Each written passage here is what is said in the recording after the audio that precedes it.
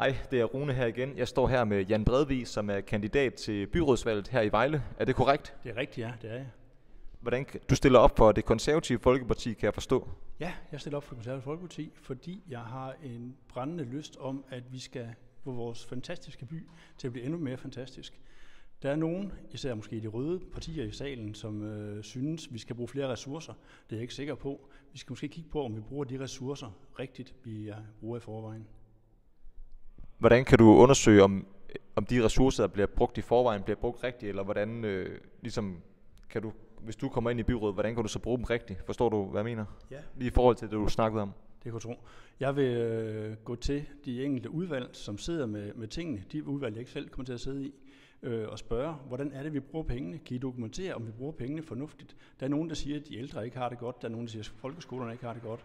Når vi kigger på tallene for Vejle Kommune, så går det faktisk ikke helt ringe. Så derfor så tror jeg bare, at vi ved et serviceeftersyn af de ressourcer, vi har i forvejen, måske kan gøre det endnu bedre for de udsatte målgrupper her i byen. Hvordan kan du undersøge, eller hvordan kan du ligesom vide eller vurdere, om pengene bliver brugt rigtigt eller fornuftigt, eller det du sagde? Der findes masser af undersøgelser, blandt andet brugerundersøgelser hos de ældre, der fortæller, og også blandt de børnene, der siger, hvordan de trives, og hvilke ting de godt kunne ønske sig.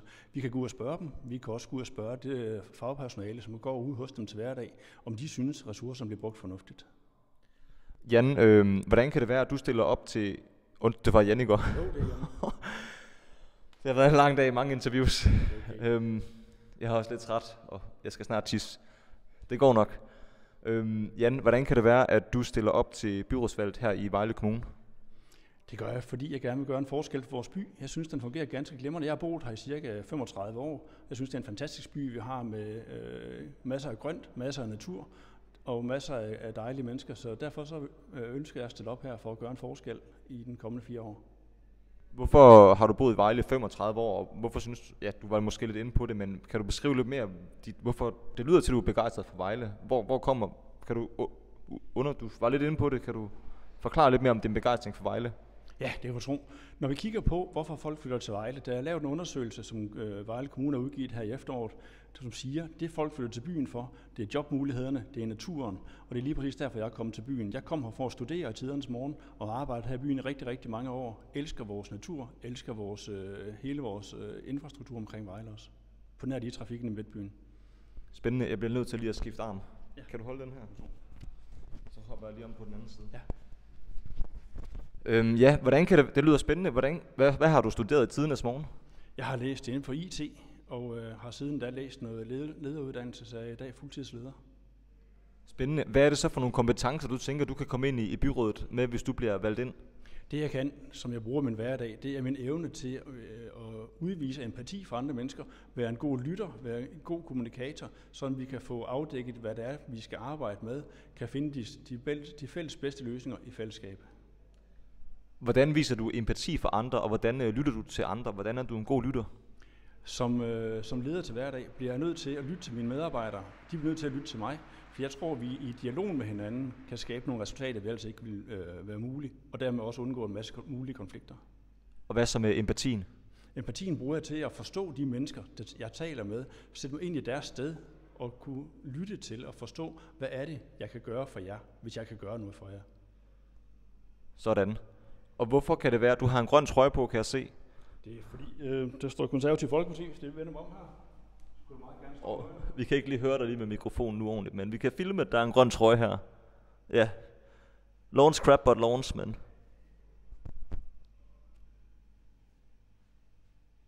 Jeg tror, det er meget godt. Vil du gentage det, du sagde?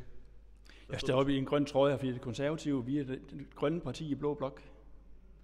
Ja, kan du fortælle lidt mere om, hvorfor du stiller op for konservativ og ja? Ja, det kan jeg faktisk. Jeg blev konservativ i 8. klasse i folkeskolen. Vi havde en temauge, hvor vi skulle arbejde med, hvad er politik? Vi skulle forstå, hvilke ideologier ligger der i det politiske spektrum. Og da jeg har arbejdet med det i en uge, så kom min folkeskolelærer og sagde, det var faktisk det Konservative Folkeparti. Og der startede faktisk, ikke lige i 8. klasse, men da jeg kom på handelsskolen, der var jeg glødende KU'er og har siden da interesseret mig for det konservative mærkesager og ideologi. Spændende. Hvad for en folkeskole har du gået på? Jeg har gået på Søndermarksskolen, men det var bare i Horsens. I Horsens? Nå okay, vi snakker ikke så meget om Horsens her i Vejle. Nej, det gør vi ikke. Nej, det var bare på sjov. Jan? Men vi kan godt tale om Søndermarksskolen. Jeg har siddet som skolebestyrelsesformand i Søndermarksskolen i en lang årrække, hvor jeg lige præcis har arbejdet for at styrke folkeskolen. Og lige nok til Søndermarksskolen er kendetegnet ved en stor diversitet og en høj trivsel blandt både børn og unge og voksne. Spændende. Hvad med, er der nogle særlige politik, konservative går op i, eller har du nogle særlige mærkesager, du brænder rigtig meget for at komme ind og arbejde med? Jeg har 3 mærkesager. Min første mærkesag, det er den her med, at alle fortjener en god start i livet. Jeg tror på, at vi skal lade vores små børn i daginstitutionerne og i hjemmene, vi skal have børnene i folkeskolerne til at trives, fordi hvis man mistrives som barn og ung, så får man et dårligere voksenliv, end man ellers er berettiget til. Så derfor så vil jeg kæmpe de unges sag for at sikre, at de får en god start. Min anden mærkesag, det er, at Vejle skal være en foretrukken uddannelsesby på lige fod med Aarhus, København, Odense og de andre store byer. Det hjælper, vi får universitetet her næste år. Jeg har set igennem årene vores ungdomsuddannelsesliv. Det er stortrives her i Vejle. Jeg kan se, folkeskolerne trives her i Vejle. Så jeg tror, det her med at lave en Vejle som en uddannelsesby, det vil være noget af det, jeg vil kæmpe rigtig, rigtig hårdt for. Min sidste mærkesag, det er, vi står her i bygningen. Det er ikke længe siden, der har været oversvømmelse, eller forhåbentlig kommer der ikke oversvømmelse igen. Kan du sætte den på? Så bare lige starte. Så ja, vi står her i bygningen, og vi ved måske alle sammen, lige herude i Vedelsgade, der har der nogle gange været oversvømmelser. Jeg vil kæmpe for klimaet. Jeg vil kæmpe for, at vi får et sundt og godt klima, og så er det kæmpe for, at vi klimasikrer Vejle, så vi ikke skal sejle rundt i Vedelsgade med kanoer, kajakker og gummistøvler. Tak. Hvordan det her med de unges trivsel og sådan nogle ting, har du nogle konkrete løsninger, eller hvordan vil du arbejde for, at de unge kan have det godt og få en god trivsel, hvis du bliver valgt ind i byrådet? Hvis vi taler de unge, så tror jeg på, at noget af det, der vil gøre, at de vil trives endnu bedre, end det gør i øjeblikket, det er at få lavet nogle gode ungdomsmiljøer her i byen, hvor de kan mødes, hvor de kan trives. Det kan være på skolerne, det kan være uden for skolerne. Men at få lavet nogle miljøer her i byen, ungdomsboliger, miljøer, hvor de kan trives og være til. Nogle gode kreative miljøer, hvor de kan skabe de ting, de gerne vil. Tak. Hvad er det særligt, at de konservative Folkeparti arbejder for? Ja, vi arbejder for mange ting. Vi er jo et af de partier, som siger, de folk, der kan selv, de skal selv. Folk, der ikke selv kan, de skal have den hjælp, de skal. Så der skal være et godt socialt netværk understøttende de mennesker, som ikke kan klare sig selv. Og det er noget af det, som vi står på. Og så er vi, som sagde før, det grønne parti i den blå blok. Hvad vil det sige at være et grønt parti i den blå blok? En blå blok, fordi vi er borgerlige parti, som også her lige om lidt på tirsdag forhåbentlig får en blå borgmester. Jeg siger ikke, hvem jeg vil foretrække, men det er i hvert fald en fra blå blok. Og så er vi grønne, fordi vi tænker på klimaet, fordi vi tænker på miljøet. Hvordan tænker du eller konservativ specifikt på miljøet? Har du nogle særlige tanker eller tiltag? Jeg ved ikke, om du kommer ind på det lige med det med oversvømmelser, men jeg er ved at være lidt træt og har lidt ondt i armen. Så kan jeg her til sidst lige sige, at jeg har tiltaget i Vejle Kommune har et spændende tilbud, der hedder Klimaambassadøruddannelsen, som går over 5 aftener, hvor vi sammen med Vejle Kommunes medarbejdere og sammen med 20 andre engagerede aktivister har talt om det her med, hvad er det, jeg gerne vil gøre for klimaet? Hvad er det, vi gerne vil gøre for klimaet? Nogle af mine idéer, det er for eksempel det her med, at vi skal stoppe blødningen. Det vil sige, at vi skal sørge for, at der ikke kommer oversvømmelse i Vejle.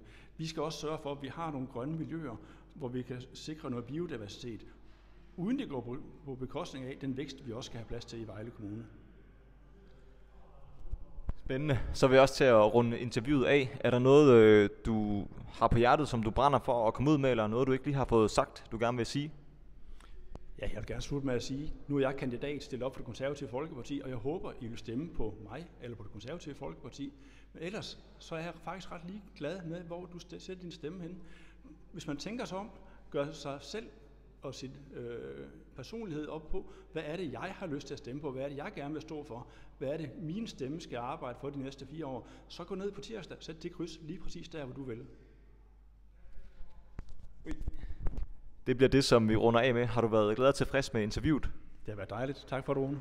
Det var hyggeligt at møde dig, Jan. Tak i lige måde. Held og lykke med valgkampen på tirsdag. Tak skal du have. Vi kunne måske lige slutte af med lige kort. Hvorfor er det vigtigt at komme ud og stemme?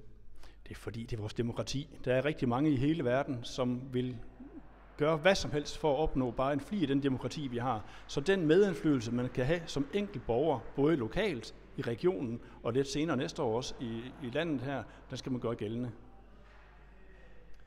Det var det herfra. Kan I have alle sammen en god aften. Hej hej. Hej hej. Hej hej.